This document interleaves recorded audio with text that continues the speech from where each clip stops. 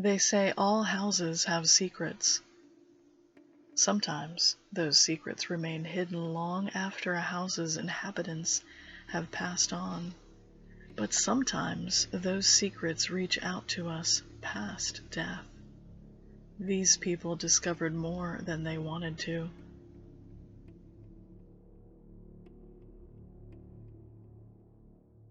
My sister has a thing for vintage clothes.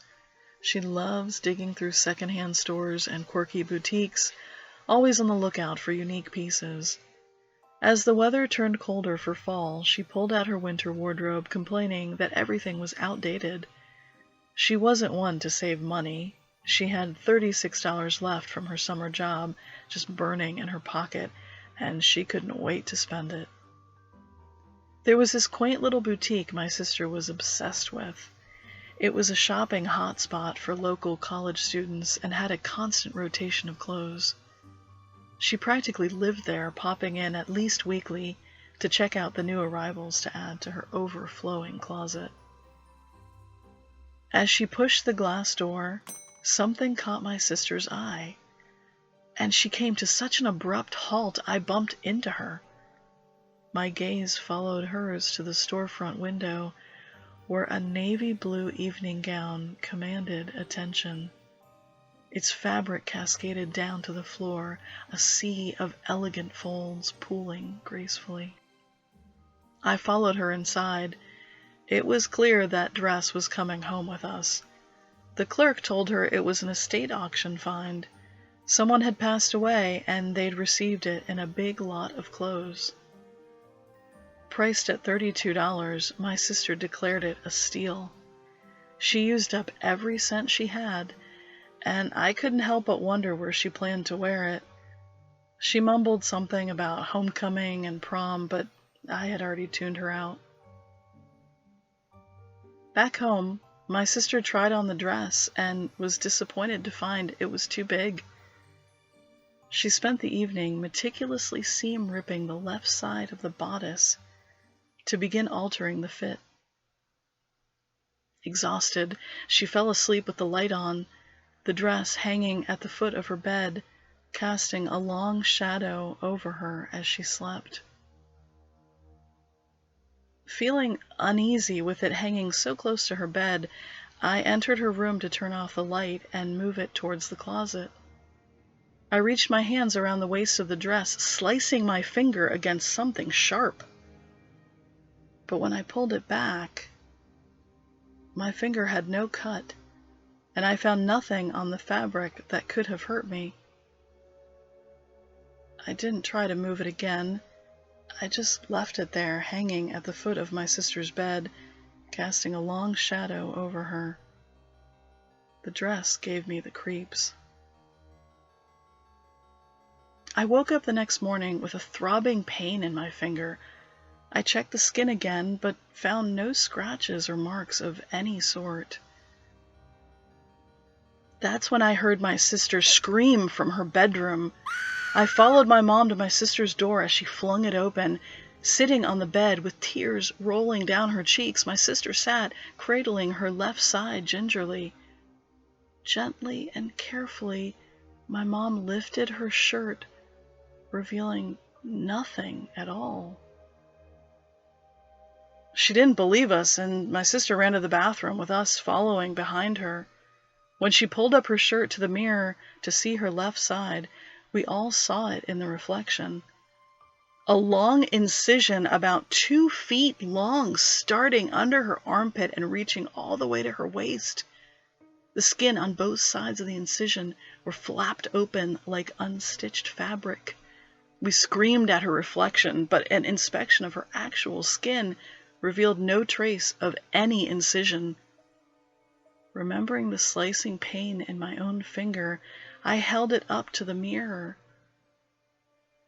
The reflection revealed a clean 2-inch slice in my flesh, the skin open, raw, and angry. My sister's hysterical crying fueled my mom's horrified confusion. She looked from the reflection of my finger to my actual finger, speechless. After calming my sister, I confided to my mom about getting injured while moving the dress and how my sister had spent last night seam ripping the left side of the dress's bodice. Our mom's expression turned serious as she listened. She grabbed a towel and rushed back into my sister's room, enveloping the dress in it. We followed her as she held it away from her body, running to the stairs. As we rushed past the bathroom, she warned us loudly not to look in the mirror's reflection. Once downstairs, she tossed the dress into the fireplace, sending the flames higher as they consumed the fabric. I heard her repeating a prayer under her breath as my sister cried softly. We have someone coming to sage the house tomorrow.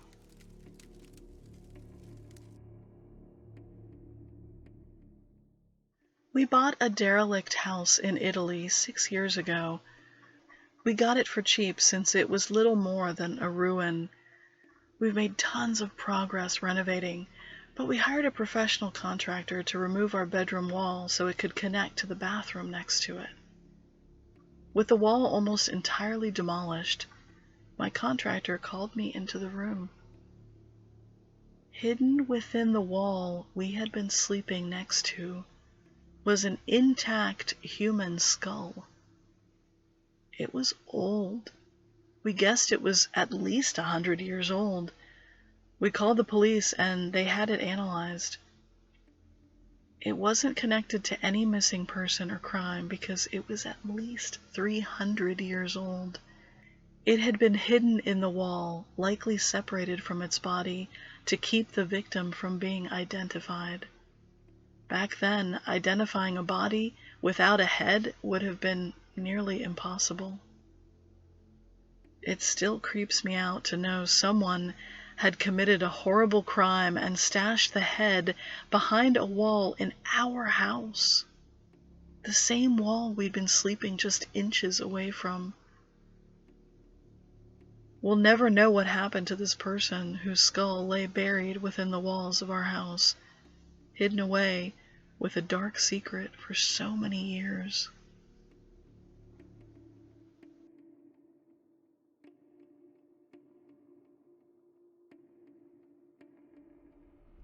I like to think about them. The blue leather bracelet that was so old, its ties were soft and frayed.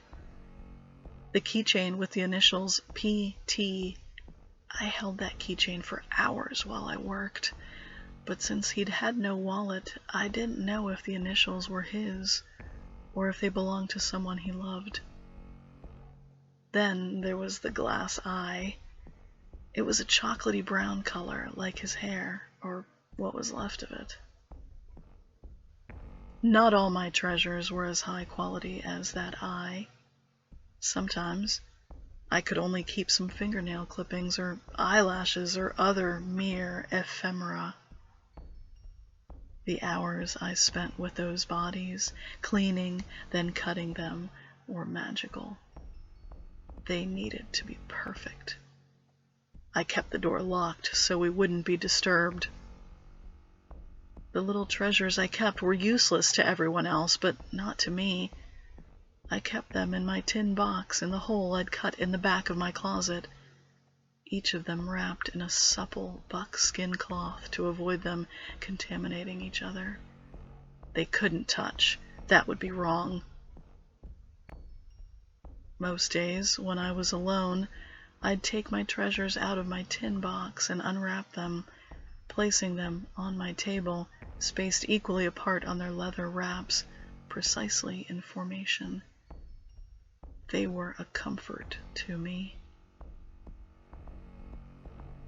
I had no idea cameras had been installed.